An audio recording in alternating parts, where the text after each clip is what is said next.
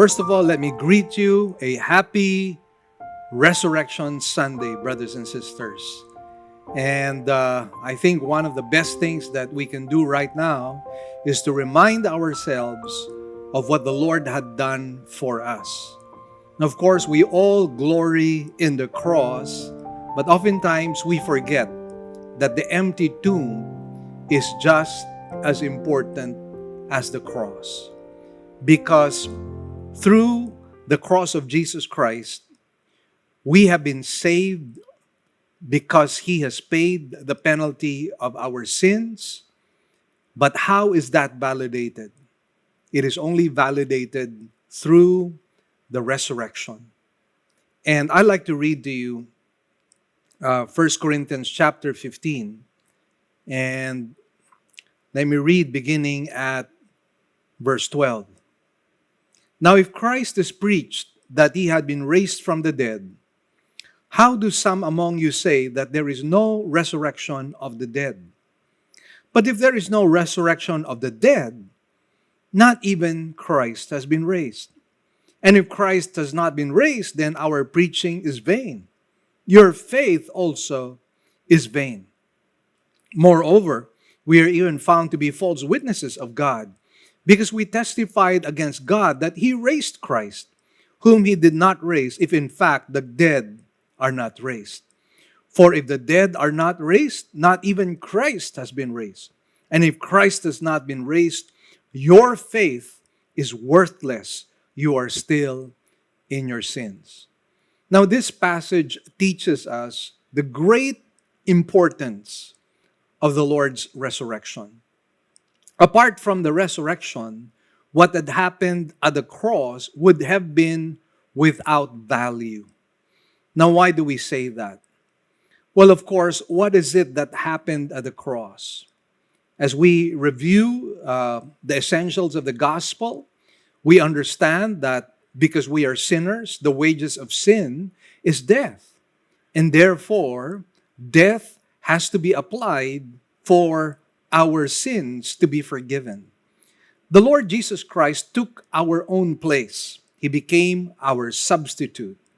And by becoming our substitute, He paid for the debt that you and I were supposed to pay. And so, through His body and through His blood, we have been forgiven of our past, our present, and our future sins. Having said that, however, how then are we assured that what Christ offered is genuine? That there is really redemption in Christ? That there is really salvation in Christ? That there is really forgiveness in Christ? How do we prove that? What is the evidence that all of that has taken place? How can we use the cross as a foundation of our lives? Well, it was the resurrection that guarantees that all that Jesus promised and all that Jesus did was indeed genuine. It was really from God the Father. And why do we say that? Because the resurrection of Jesus Christ, as an illustration, just to make this quite simple to us, is just like a receipt. It is a receipt. It is like a receipt that Christ has paid it all. As the book of Romans says to us, the resurrection of the Lord Jesus Christ proves that He indeed is the Son of God. And as the Son of God, He has accomplished salvation and redemption for all of us. And that is why the resurrection is something that you and I must celebrate. Let us sing songs unto the Lord, glorifying Him for His salvation, glorifying Him for the resurrection, for the redemption that He wrought for us. Shall we now rise from our seats and worship the Lord?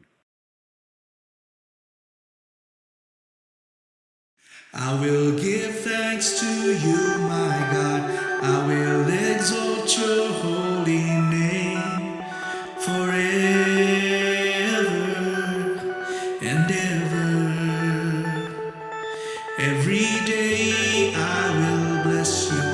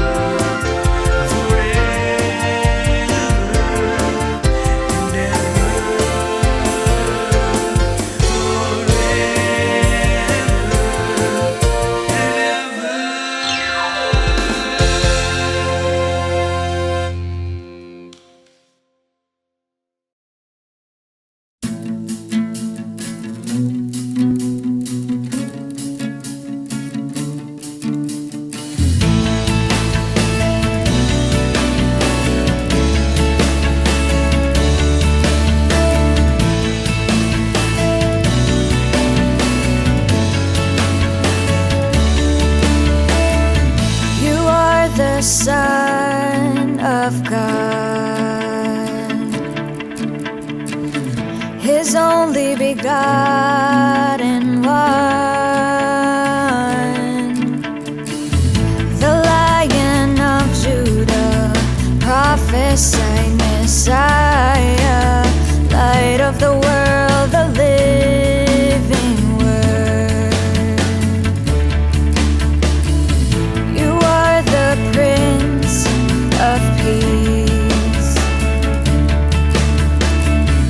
Emmanuel, God with us, the fountain of living water and the bread of life, beginning and the end, the first and the last. Your name is Jesus, you reign forever, and we worship you for who you are. We crown you King of Kings and crown you Lord of Lords, and we worship you for who you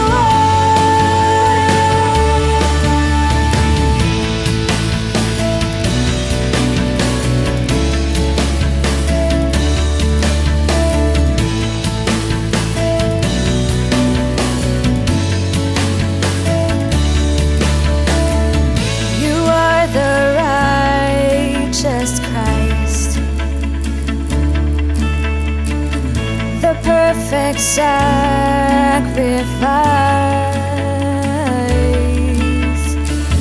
the great high priest, mediator, a mercy seat, Savior of the world, our Redeemer.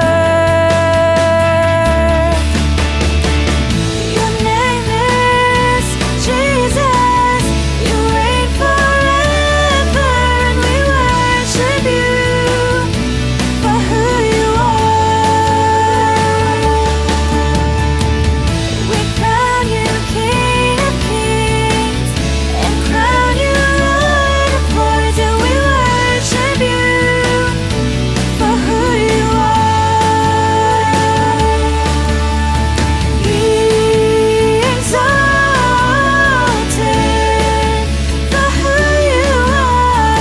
Be exalted for who you are. Be exalted for who you are. Be exalted for who you are. You are the risen one, who was and who is and is to come, the hope of glory, the wisdom of a God and the coming King. Your name is Jesus, you reign forever, and we worship you for who you are. We crown you King of Kings and crown you Lord of Lords, and we worship you for who you are. Oh, we worship you for who you are. And we worship you for who you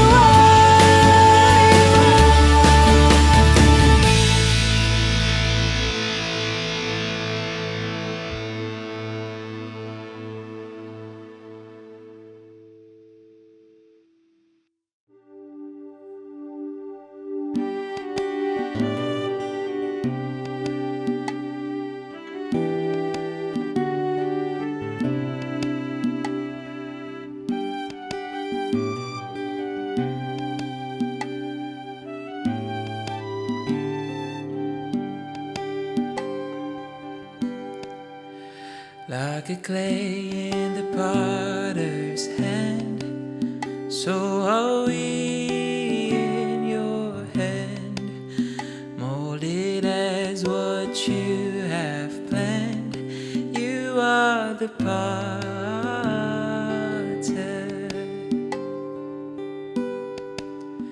Everything you have ordained for the glory of your name, as you work in us like clay, you are the potter.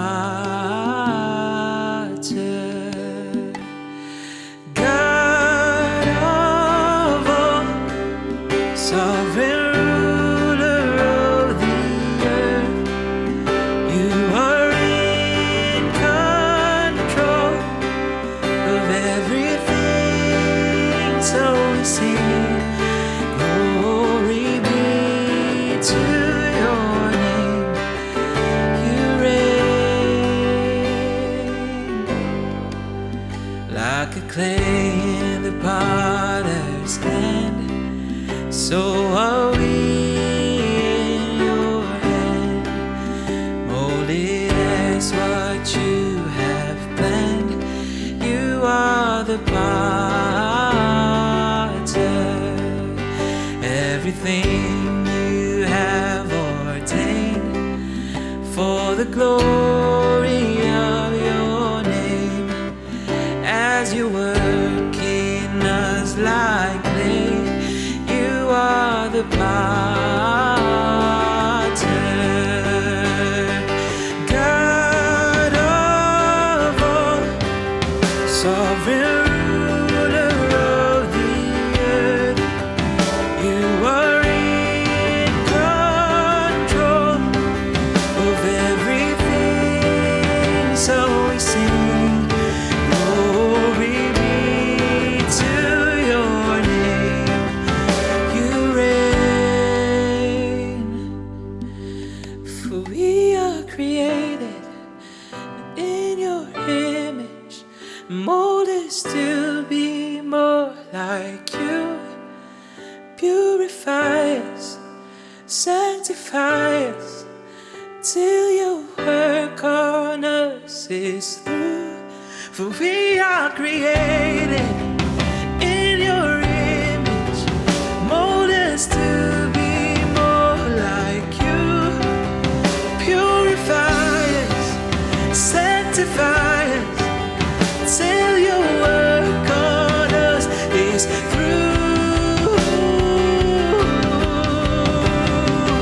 God of all, sovereign ruler of the earth, you are in control of everything, so we sing.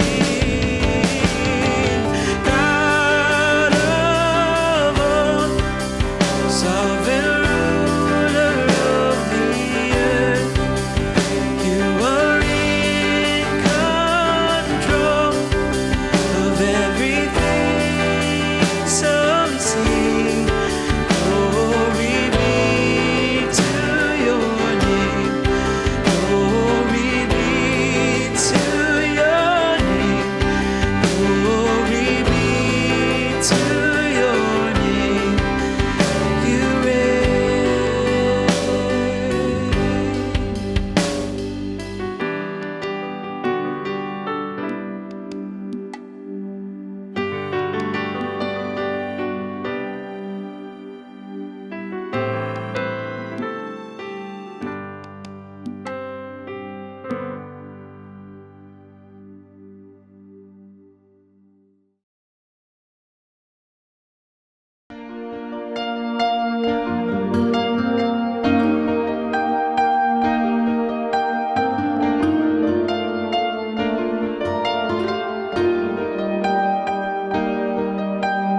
Fallen sinner as I am, who will save me from my sins?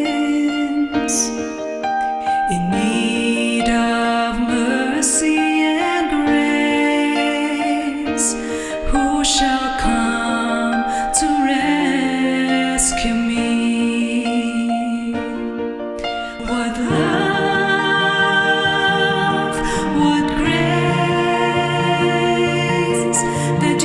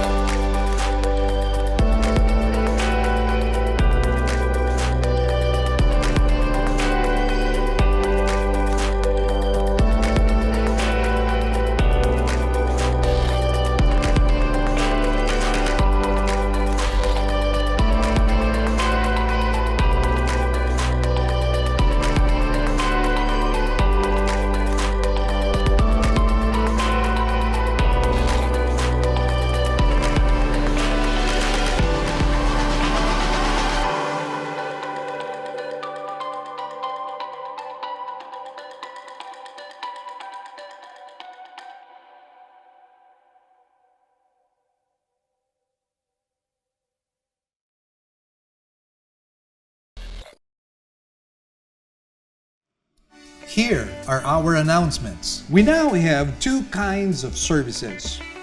We will still have our virtual services for majority of our members through our Facebook page, Living Word Christian Churches of Cebu International Incorporated, and our website, www.livingword.ph, and our YouTube channel to view our services.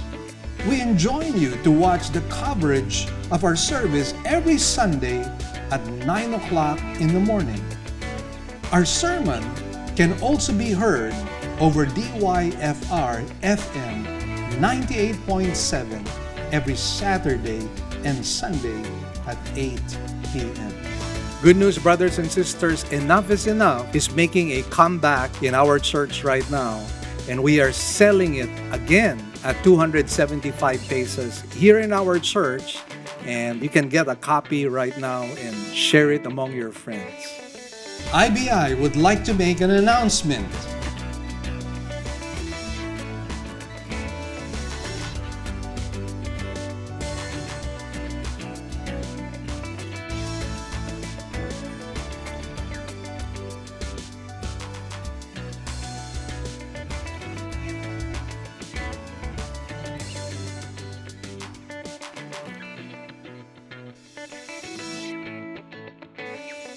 For more inquiries, kindly read the details on this PowerPoint.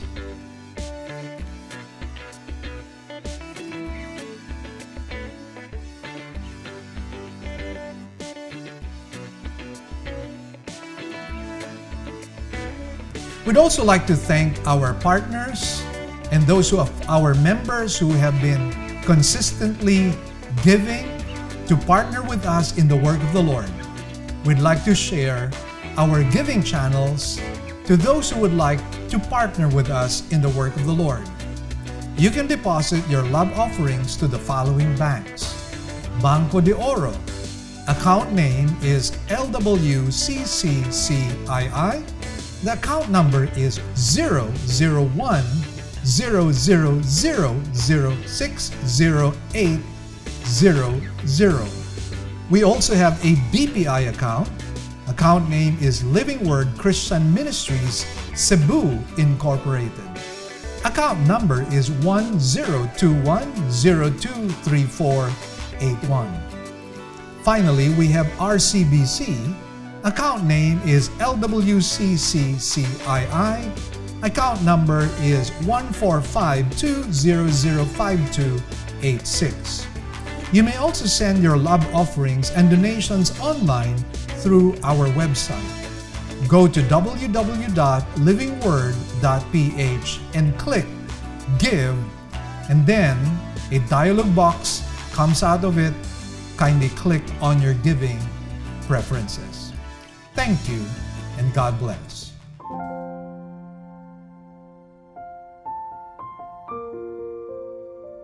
The title of today's sermon is Imploring Our God. We will take our text from Matthew 6, verses 9 to 13. Let us rise from our seats and say this. Pray then in this way, Our Father, who is in heaven, hallowed be your name. Your kingdom come, your will be done on earth as it is in heaven. Give us this day our daily bread, and forgive us our debts, as we also have forgiven our debtors. And do not lead us into temptation, but deliver us from evil. For yours is the kingdom, and the power, and the glory forever. Amen. Shall we rise from our seats and let's pray right now. Our Father, we just give you thanks and praise once again.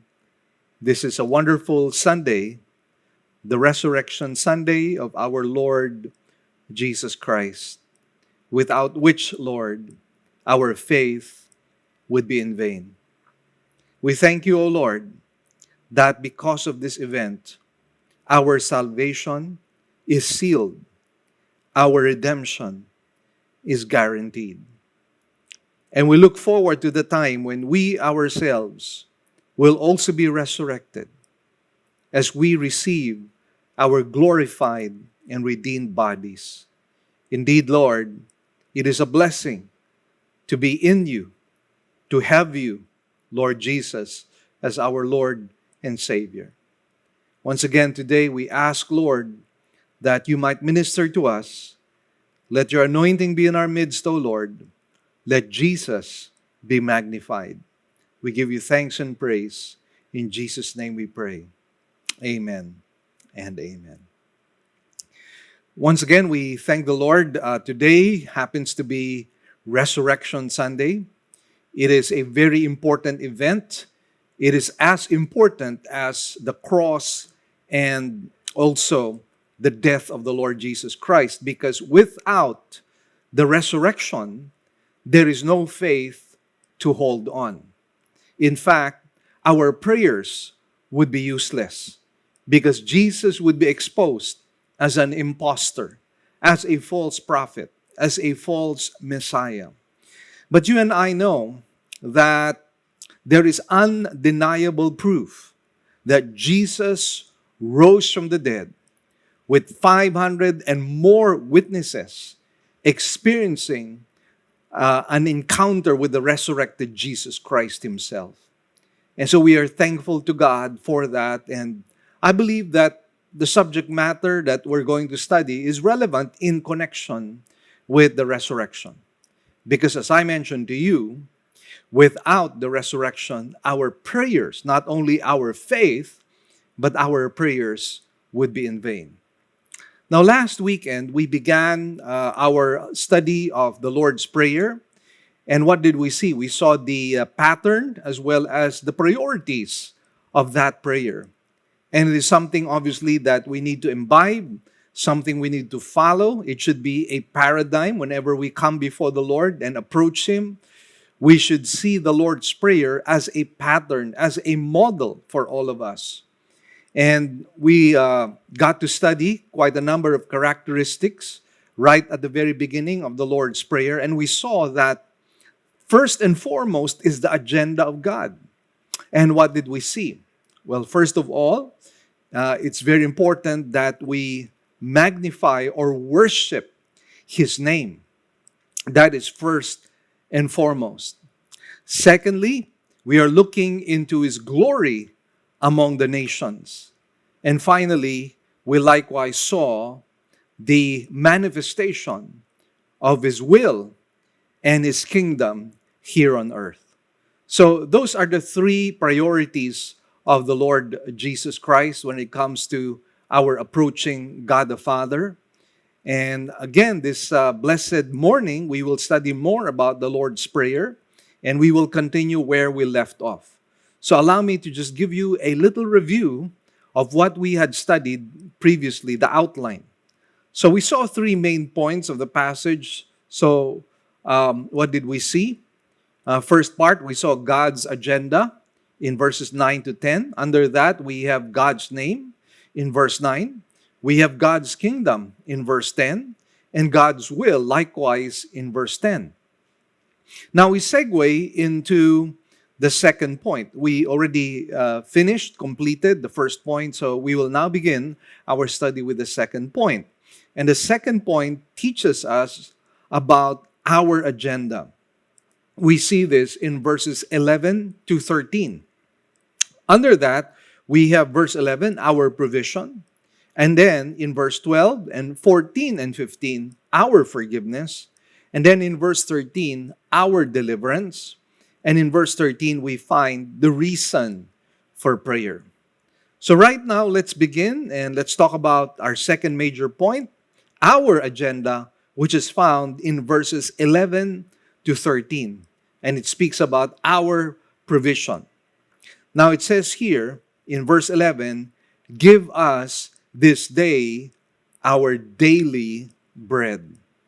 So herein we find that we are supposed to pray for our daily food. And I believe that what is covered here is not merely our own food, not only our mere subsistence, but I believe what is likewise included here would be other necessities that you and I might need for that particular day. Now we know that in Philippians 4:19, the Lord has promised that He will supply all our needs according to His riches in glory in Christ Jesus. And there have been a myriad of ways and myriad of experiences by which God's people have experienced His provisions. Of course, in the Old Testament, we are reminded how the Lord provided for Elijah in the brook Cherith through a raven.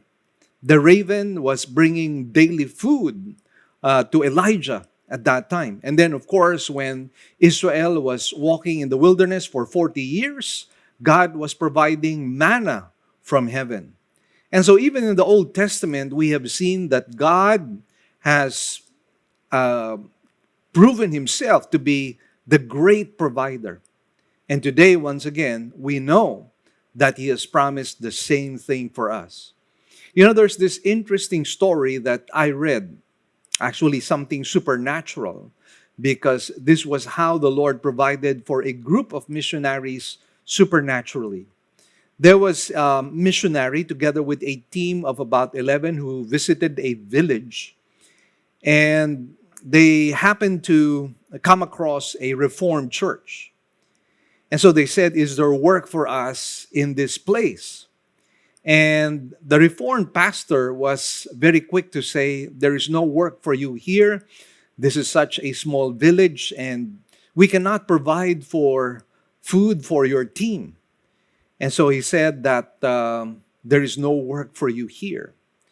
And so what the missionary did was to come before the Lord in prayer together with his team. And they asked the Lord, "Lord, what is your will? Should we continue on in this place, or should we depart and go to another place?" And as they were praying to the Lord somehow impressed to them that it was His will for them to remain in that place. So they stayed on. The first day was a very difficult one. There was no food, and so they were forced to fast the very first day when they were in that village. The second day, they already began their work, and so the work finished at about 3 o'clock in the afternoon. By that time, they were so famished already because they had not eaten food from the previous day. And so they came before the Lord in prayer. And they said, "Lord, please provide for our needs. We're famished, we're hungry, please provide for us." And as the Lord dealt with them, the Lord somehow spoke to the leader that they needed to call the pastor himself together with all his leaders. If I'm not mistaken, there were 39 leaders from that church. And so they gathered together, and as they gathered together, they came before the Lord in prayer. And amazingly, this is what happened. They all saw a vision. And in that vision, what they saw was that there was a table that was laid before them, and on top was a white cloth, and there were different kinds of viands. Now, each and every person who were there, I think there were around 50 people who were there, each and every one of them saw that vision. And then in that vision, there were hands that came out. And the hands started to serve food among all the members of the missionary team, as well as the pastor and his leaders. And what had happened was really supernatural, because as they began to put in a vision, as they began to put food into their mouth, they noticed that they really had something to chew on. In other words, the vision had become reality. And that night itself, they also had the same experience. The Lord provided for them in the same supernatural way. And they remained in that place for about 3 days. And in all those 3 days, and in all 8 occasions, they were all fed by God supernaturally. What an amazing story. And herein we find that indeed our God is a provider. And I myself, having lived by faith together with my wife for close to 36 years right now, we have likewise experienced how it is to be provided for by the Lord, even with the fact that I do not have a salary in church. The Lord has provided for me and for my family. My children have all graduated from college. And right now, two of my sons are pastors, and they're doing masteral studies. My daughter herself likewise graduated, and she is working together with me in church as the one who makes the PowerPoint presentations. And so the Lord has provided for us. And my own sons and my own daughter are beginning to experience the provisions of the Lord, because now they have growing families. They have children of their own. And it's so amazing how the Lord has provided for them. So since the Lord has promised to us, Philippians 4:19, that He would supply all our needs according to His riches in glory in Christ Jesus, we are therefore not to worry about God's provisions. Having said that, I think we need to be able to strike a balance, because some of us might think that all we just simply need to do in having the Lord provide for us is to wait upon Him and sit down and do nothing, and the Lord will provide. And I believe that's not how it works. So we need to balance this prayer as well. So allow me to share a few principles right now. And first of all, I just like to say that although the supernatural way by which God provides should not be discounted, we must also understand that God provides for us by the work that He gives to us. God's provision does not diminish our responsibility to work. And by the way, what had happened in the church in Thessalonica was that there were some members of the church who were so excited about the Lord's coming. They probably thought that the Lord would come anytime soon. So many of them no longer worked. Some of them went up to the mountain, and they were really waiting upon the coming of the Lord, which did not come. And what they would do is they would go down, and obviously they were famished, and they would burden their brothers and sisters, asking for meals and asking for dole outs. And this is the reason why Paul had to write a letter to the church in Thessalonica to somehow correct this misunderstanding, first of all, about the Lord's coming or the rapture, and likewise in terms of the provisions of the Lord. And so let me just share to you 2 Thessalonians chapter 3, verses 10 to 12. It says, "For even when we were with you," this is Paul speaking, "we used to give you this order: if anyone is not willing to work, then he is not to eat either. For we hear that some among you are leading an undisciplined life, doing no work at all, but acting like busybodies. Now such persons we command and exhort in the Lord Jesus Christ to work in quiet fashion and eat their own bread." So Paul is saying, he who does not work must not eat. So when you are praying the Lord's Prayer, "Give us this day our daily bread," you should likewise be looking for a job. You should likewise have a means of somehow supplying the needs of your family. And obviously, that means that you likewise have to pray for your job.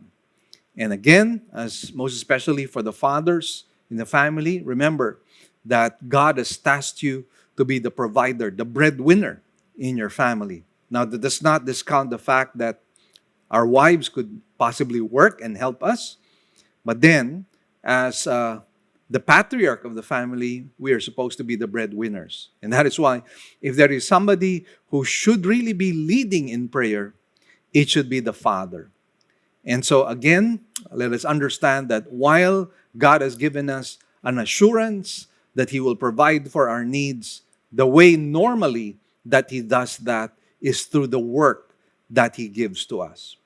Now, number 2 is the word day or daily indicate that God will provide bread which this day's necessities require. Now, it is pretty obvious that since we have daily needs, that only means one thing, that we have to pray every single day of our lives.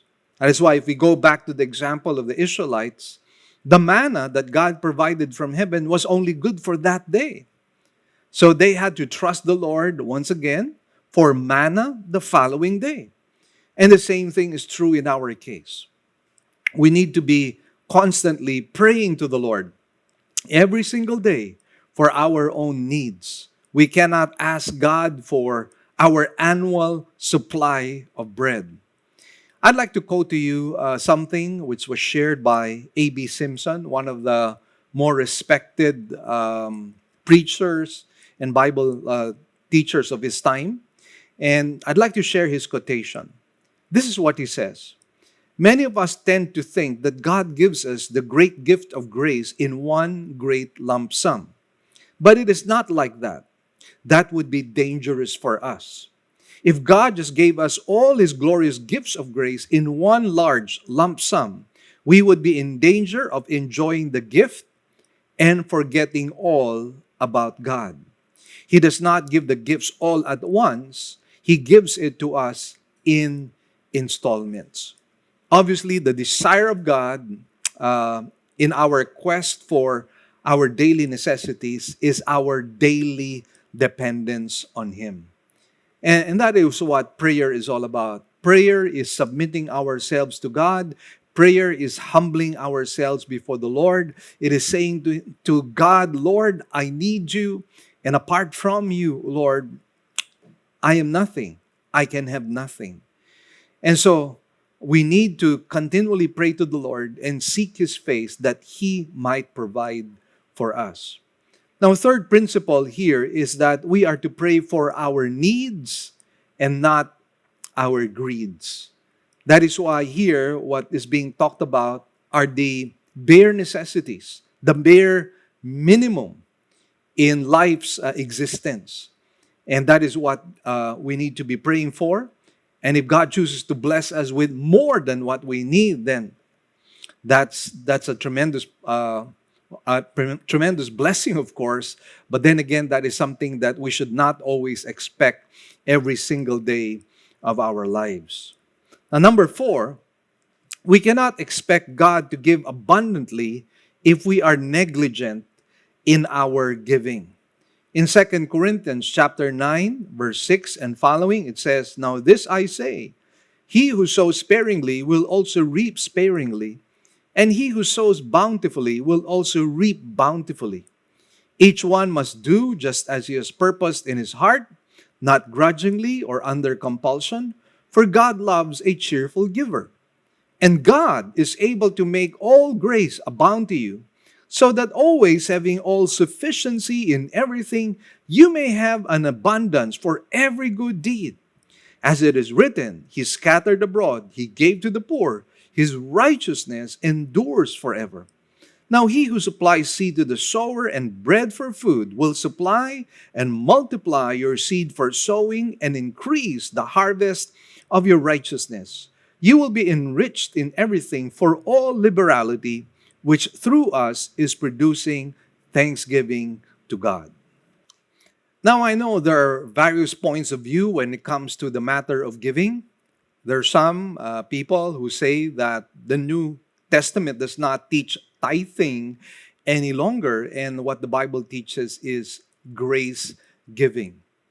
Now, insofar as my personal, humble opinion is concerned, I can go with that kind of reasoning, that indeed there is no clear and explicit teaching that tithing continues on in the New Testament. Having said that, however, when you begin to talk about grace giving, the principle is very clear. The Bible says, "He who sows sparingly shall reap sparingly, and he who sows abundantly shall also reap abundantly." And so, what we find, therefore, in the matter of grace giving is that we are encouraged, in fact, not to give less, but we are encouraged to give more. In fact, the example that Paul uses would be the Macedonian church. Because the Macedonian church, although it was at rock bottom poverty, gave beyond what they were capable of giving. And therefore, they serve as a good example of what grace giving is all about in the New Testament. And think about this. When we think in terms of reducing what we're supposed to give in the New Testament, I'd like to be able to say that the Bible says, to whom much is given, much is required. There is so much that we have in the New Testament that people in the Old Testament do not have. In fact, the Lord Jesus Christ said that the least of the believer, the least of Christians, would be greater than John the Baptist himself. And I believe the reason why the Lord Jesus Christ said that is because the fullness of revelation has come to us. We have received Christ, and what they had in the Old Testament were merely shadows of things to come. But we now have that reality in the Lord Jesus Christ. In the Old Testament, they had the lamb, a physical lamb which they offered before the Lord.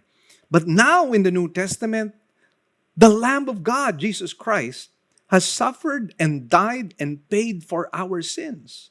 That is why the book of Hebrews speaks about the superiority of our faith, the superiority of Christianity over Judaism. And therefore, here's my thought. Should we, therefore, who have received so much more now in the New Testament, give less than our brothers in the Old Testament? I think not. Again, I go back to that principle which says, to whom much is given, much is required. That is why if you ask me, in my humble opinion once again, I think we should be giving not just 10%, but over 10%. And probably the minimum would be around 11%. And I would like to challenge you with the fact that even in the Old Testament, during the time of Abraham, Jacob, and all the rest, even the pagans were tithing. They were giving to their gods. It was a common practice that they had. So once again, if you're thinking to give less in the New Testament, think twice. Because again, we have received so much. And what does the Bible say as well? He who has been forgiven much loves much. And you know what that means? It doesn't mean that the people in the Old Testament were lesser sinners or that we are greater sinners. What it simply means is that we have a deeper grasp of salvation, a deeper grasp of salvation. As the Bible says in the book of Hebrews, God has now spoken to us through His beloved Son.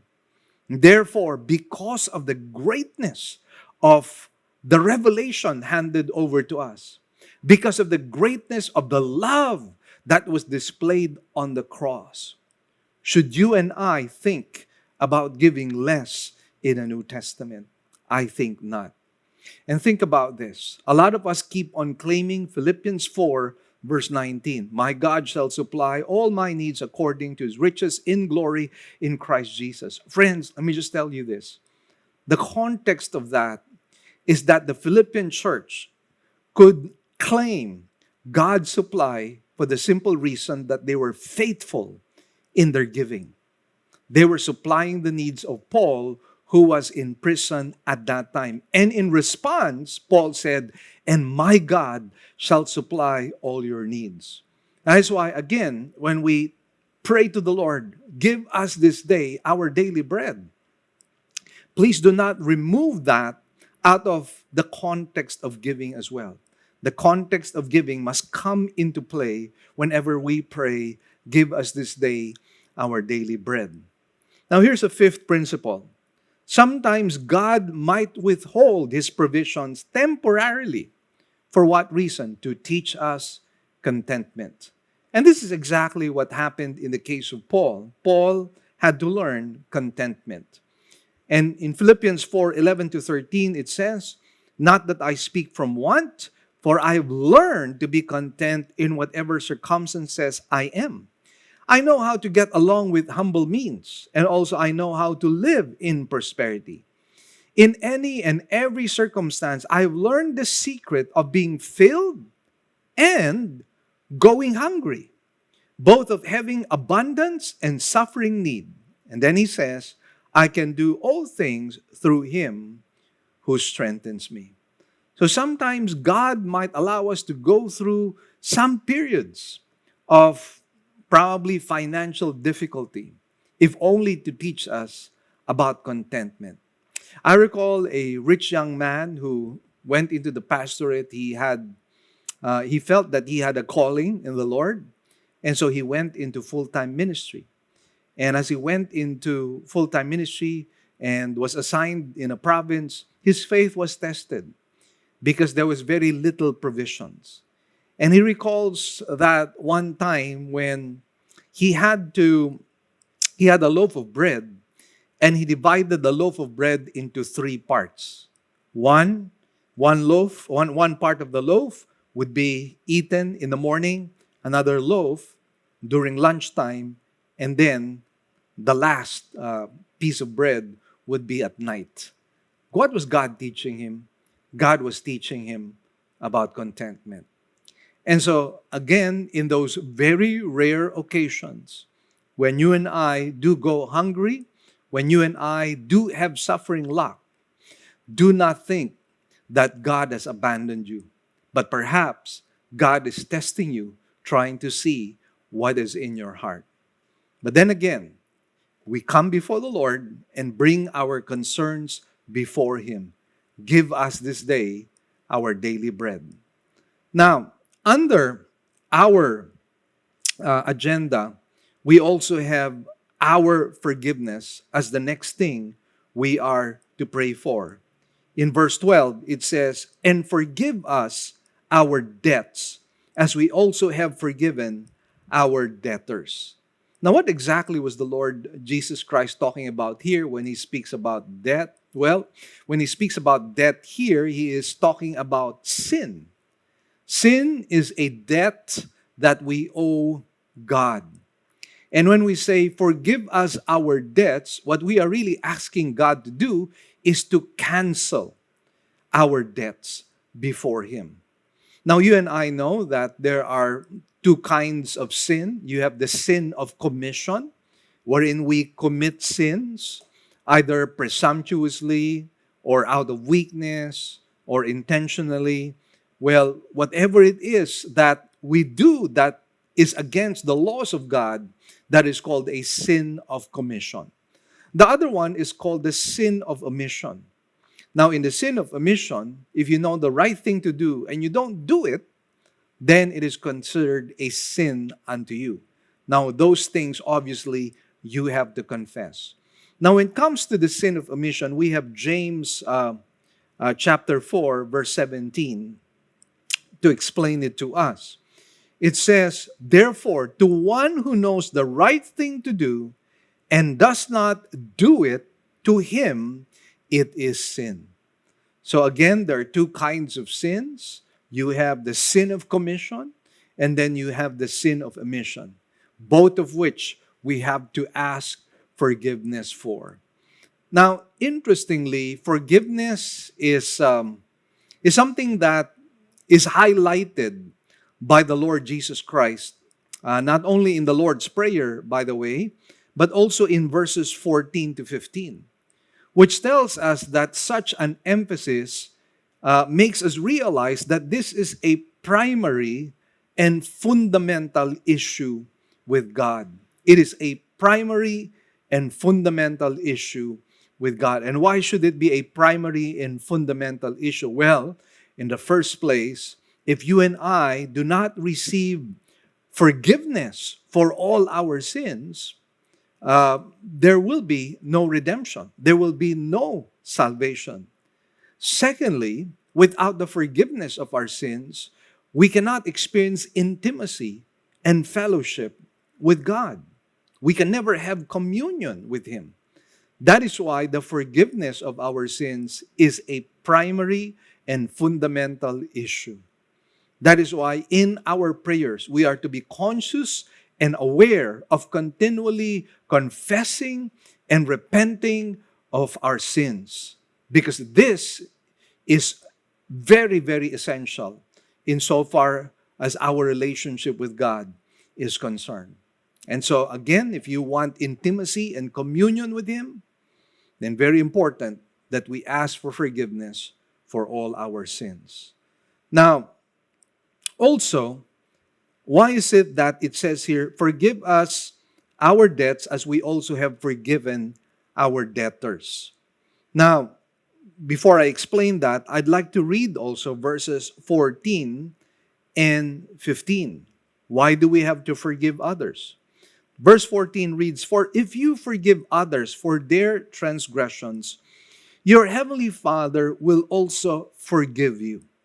But if you do not forgive others, then your Father will not forgive your transgressions. Now, first of all, the word forgive, by the way, here is in the Greek aorist, which looks to the first, most immediate fulfillment of the action needing to be checked off or finished. In other words, we are to forgive straight away. We are not to dilly-dally. We are not to procrastinate. We are not to withhold forgiveness. But the moment we see that somebody needs our forgiveness, we are to give it straight away. That is the force of the Greek tense here. Now, oftentimes we are given to procrastinating the dispensing of forgiveness towards others. We tend to linger on in our feeling of grudge or sometimes even bitterness. And we fail to release forgiveness to people.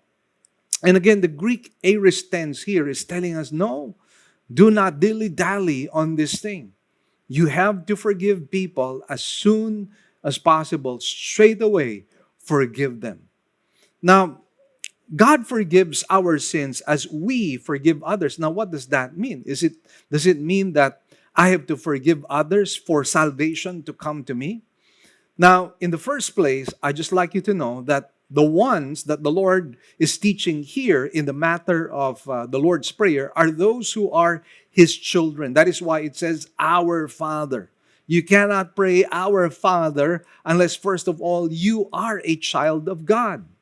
So we come with that assumption that those who are praying this prayer and are heard by God are those who are believers, those who are sons and daughters of God. Having said that, what is in view here is not forgiveness in relation to our salvation, because salvation has already taken place if we have become children of God.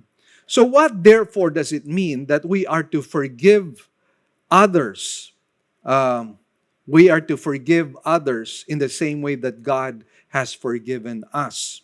The forgiveness that is mentioned here is that which affects our fellowship with God. What is in view here is what affects our fellowship with God.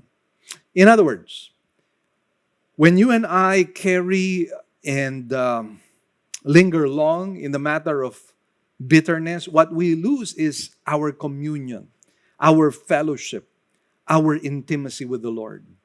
Because if you want to have fellowship with the Lord, you have no choice but to walk in the light. And walking in the light means this: you walk in truth and practice the truth in your life. And I think we're given a very powerful teaching by John the Beloved in 1 John chapter 1, beginning at verse 5 all the way to verse 9. It says, "This is the message we have heard from Him and announced to you, that God is light, and in Him there is no darkness at all." Now watch verse 6, because this is talking about fellowship. It says, "If we say that we have fellowship with Him, and yet walk in the darkness, we lie and do not practice the truth. But if we walk in the light, as He Himself is in the light, we have fellowship with one another, And the blood of Jesus, his son, cleanses us from all sin. If we say that we have no sin, we are deceiving ourselves, and the truth is not in us. If we confess our sins, he is faithful and righteous to forgive us our sins and to cleanse us from all unrighteousness. So clearly, when you and I want to walk in fellowship with God, in communion with him, in koinonia with him, what has to happen is we need to walk in the light. And that means not only mental assent when it comes to believing the truth of God, but likewise practicing the truth of God's word. And one of the things that God teaches us is to forgive others as God has forgiven us. So we lose this intimacy, this fellowship, this communion with God when we fail to forgive others. And that is why, again, it's very important that we be able to forgive others in the same way that God has forgiven us. In other words, if we fail to forgive, we do not lose our salvation. That's not what is in question here.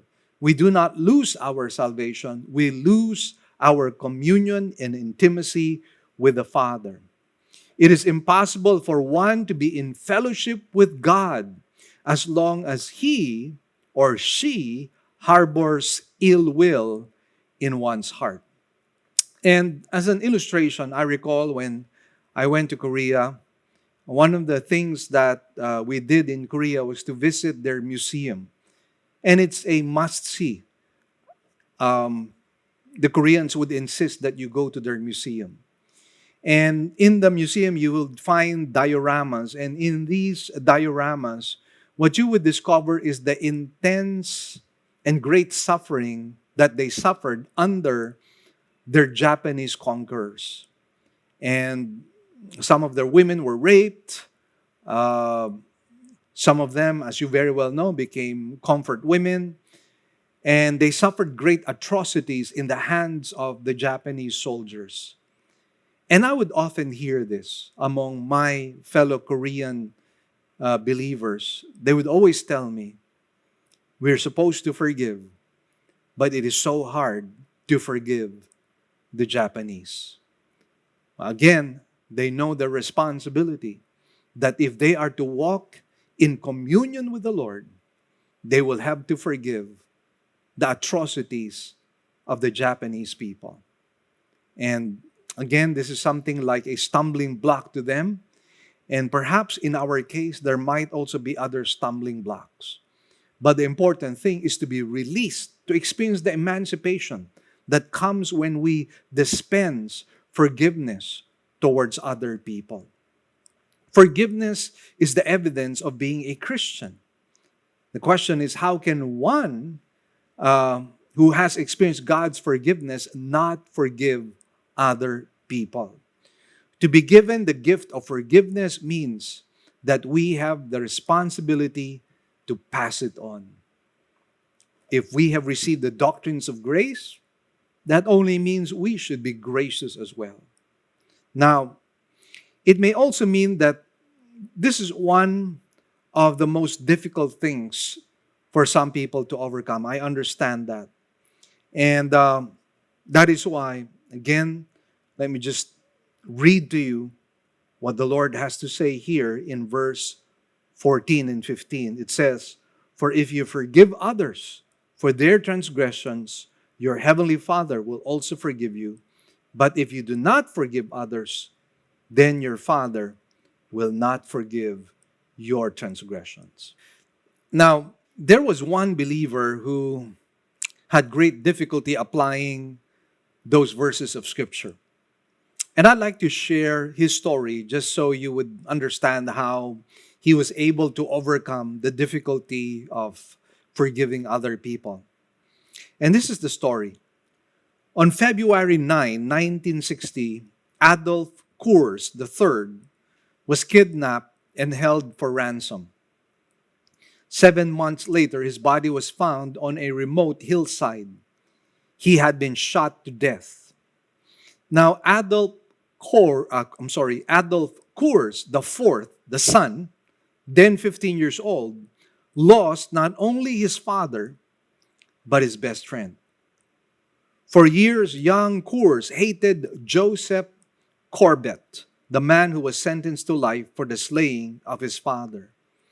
Then in 1975, Ad Coors the fourth became a Christian. While he divested himself of his interest in the family beer business, he could not divest himself of the hatred that consumed him.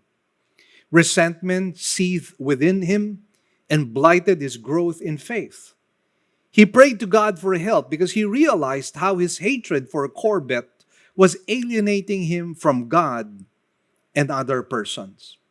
The day came, however, when, claiming the Spirit's presence, Ad Coors visited the maximum security unit of Colorado's Cannon City Penitentiary and tried to talk with Corbett, the man who killed his father. Corbett refused to see him. Coors left a Bible inscribed with this message: "I'm here to see you today, and I'm sorry we could not meet. As a Christian, I am summoned by our Lord and Savior Jesus Christ to forgive. I do forgive you, and I ask you to forgive me for the hatred I have held in my heart for you." Later, Coors confessed, "I have a love for that man that only Jesus could have put in my heart." So, what a wonderful testimony of deliverance. And perhaps this is something that you're struggling with. But again, this is the reason why we come before the Lord in prayer. Forgive us our debts as we forgive the debts of others. And in that is a prayer seeking the help of God, that we too, no matter how difficult it might be able to dispense forgiveness even to people whom we feel are undeserving of forgiveness. Finally, we find here our deliverance in verse 13. It says in verse 13, "And do not lead us into temptation." Now, the word lead here is a negated Greek aorist imperative, which conveys this must never happen, not even once. This is an earnest plea not to give in to temptation. So the heart of this prayer is a cry to God: "Lord, don't allow me to stain and mar and dishonor your name. Lord, do not allow me to be stubborn, Lord. Lord, I pray that you will really remove me, Lord, from this temptation, that I might not offend you." So we find here a kind of earnestness. Now, there are three interpretations, I believe, that are worth mentioning. And the first would be, this is a plea for the providential help of God in our daily confrontation with temptation to sin.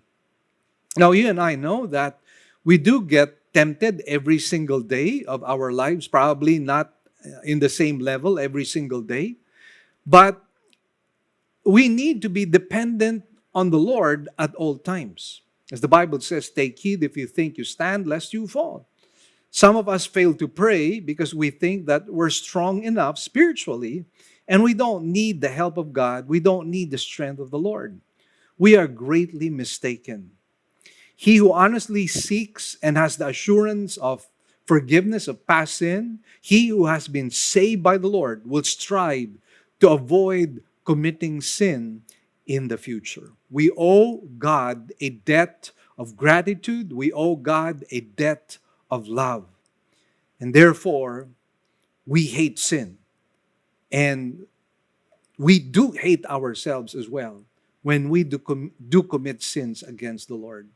And this is the very heart of this prayer. A second interpretation would be, this is a prayer against being sucked into temptation, which God gives us over to as a result of the stubbornness of our hearts.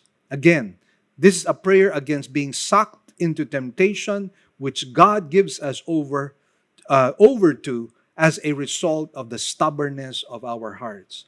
There comes a point in our lives when, after much prodding from the Lord and much conviction, and we still remain stubborn and stiff necked, because of that, God just abandons us. He gives us over to temptation. And this is what we see in Romans chapter 1, beginning at verse 21 and following. Notice what it says here. For even though they knew God, they did not honor him as God or give thanks. But they became futile in their speculations, and their foolish heart was darkened. Professing to be wise, they became fools and exchanged the glory of the incorruptible God for an image in the form of corruptible man and of birds and four-footed animals and crawling creatures. Now watch verse 24. Therefore, God gave them over in the lusts of their hearts to impurity, so that their bodies would be dishonored among them. For they exchanged the truth of God for a lie, and worshipped and served the creature rather than the Creator, who is blessed forever. Amen. For this reason, God gave them over. Notice again that phrase, God gave them over to degrading passions. For their women exchanged the natural function for that which is unnatural.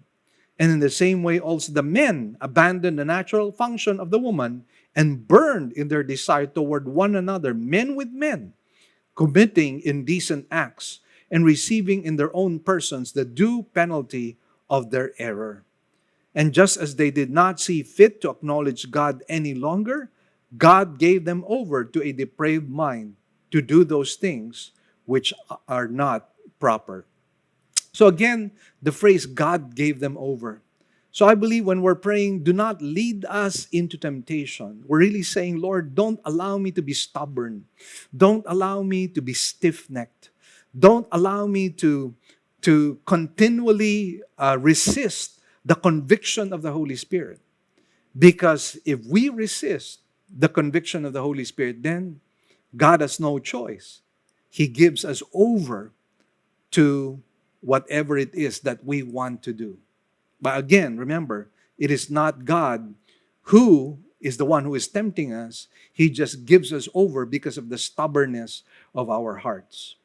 Now, the third interpretation is that this speaks about protection in the light of the tribulation period, which is to precede the establishment of the millennial kingdom. Now, this is highly possible because, as I mentioned to you, there is an eschatological content when it comes to the Lord's Prayer, because it says, Thy kingdom come, thy will be done on earth as it is in heaven. And so quite possibly, lead us not into temptation might also have an eschatological significance. So the word temptation, by the way, can also mean a test. And so it is like saying, Lord, deliver us from the time of testing, or deliver us from the tribulation period. Again, that is a possibility. And all of these three things, by the way, are true insofar as our biblical faith is concerned.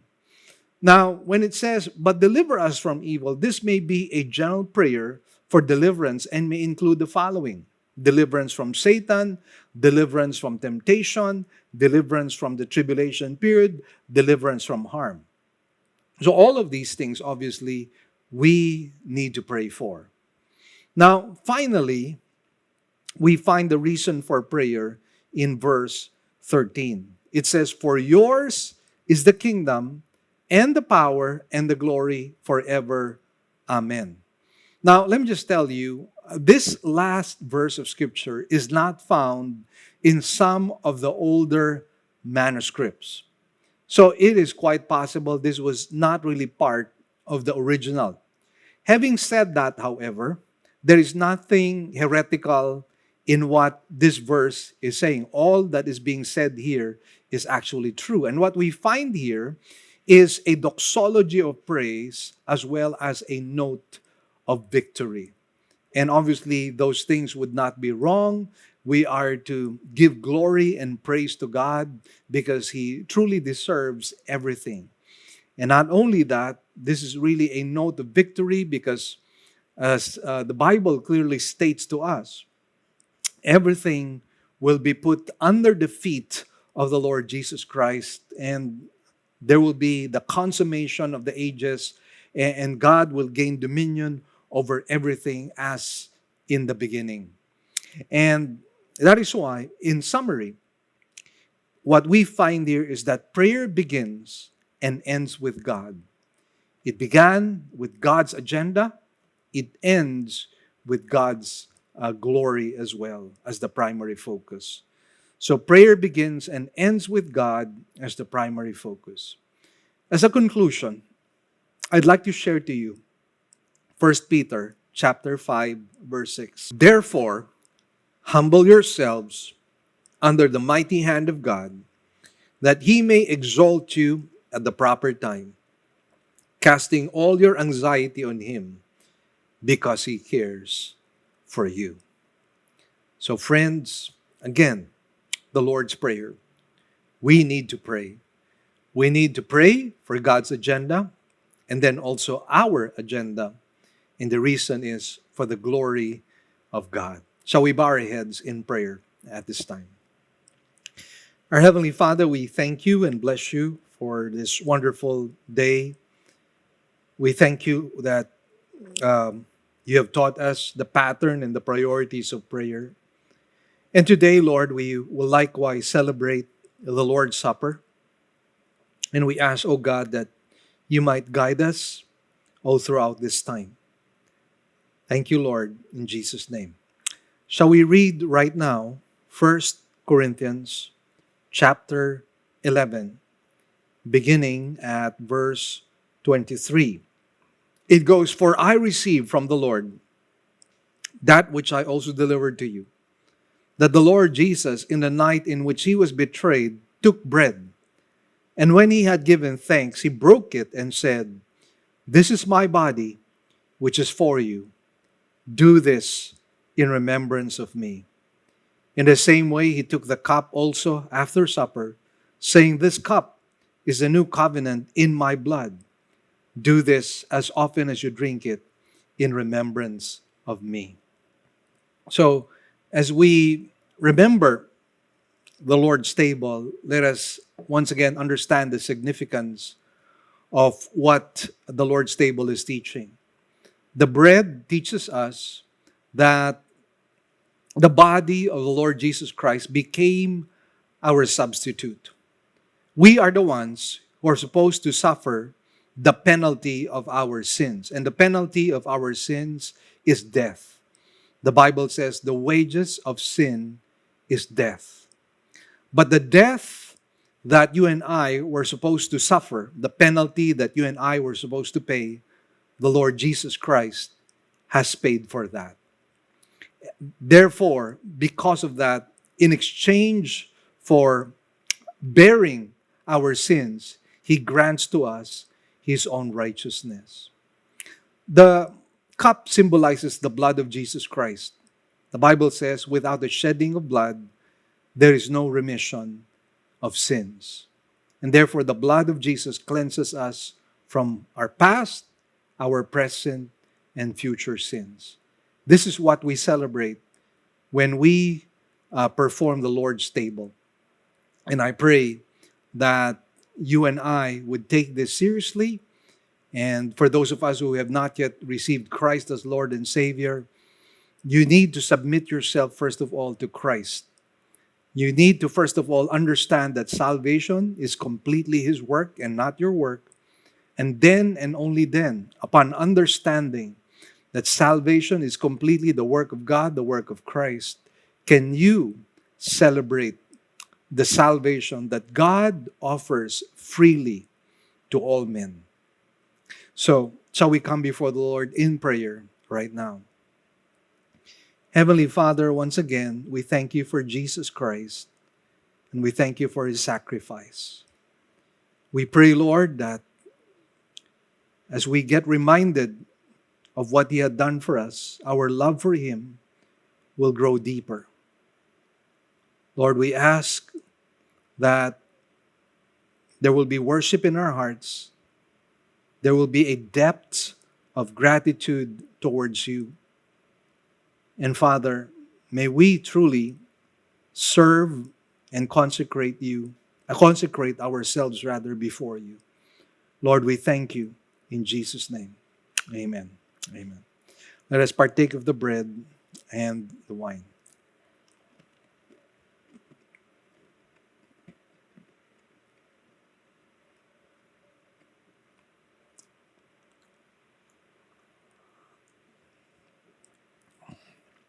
Praise the Lord. Thank you, Jesus. Thank you, Lord. Thank you, Lord. Lord, thank you for today. Thank you for what you have achieved. And we give you back all the glory, all the praises and thanks. In Jesus' blessed name we pray. Amen. So once again, brothers and sisters, God bless you all. And my team, my wife Marie and my son AJ would like to say hi and goodbye. But please stay with us. We still have a few reminders.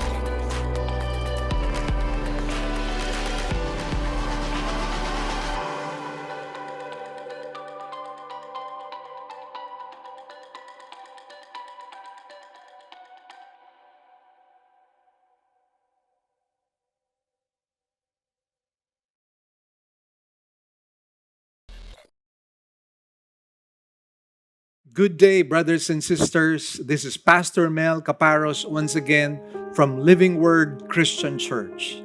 I'd like to share something to you which I believe is very relevant in our time because I know that there are a lot of people who are losing hope because of so many things that are taking place in our surroundings. It's possible that some of us have lost our loved ones. Some of us may have lost our jobs. Some of us may have lost a business deal or maybe even our own businesses. And so I know that there are a lot of people out there who want to give up. They want to quit. They've lost hope. And let me tell you, hope is very important. Because if you have nothing to live for, then thoughts not only of depression might come upon you, thoughts of even ending your life might take place. And you and I know that is completely wrong. And I have three very important principles which I believe will give hope to us. I call it the CPA. Now, I'm not talking about the Certified Public Accountant. C represents Christ. We need Christ in our lives. We need Him to take over our lives. And sometimes the trials that we face in our lives are intended by God to bring us to Himself. And so if you have not yet surrendered your life to Christ, I pray that this might be the time that you might turn to Him. For after all, the salvation that He offers is for free. It's not something that you work for. His relationship, the relationship that He offers to you, is absolutely free. All you need to do is accept the person and the sacrifice of Jesus Christ. But after that, you need the P. And by P, I mean perspective. Now, I wrote a book for OMF. And OMF is the one that is publishing my book, and this book is entitled More Than Enough. And let me share to you about perspective. But before that, let me just add the A, because I said it's CPA. So you have Christ, you have perspective, and the last would be attitude. Now, in page 56 of my book, we find here the three things that I mentioned to you: Christ, perspective, and attitude. Let me read this to you.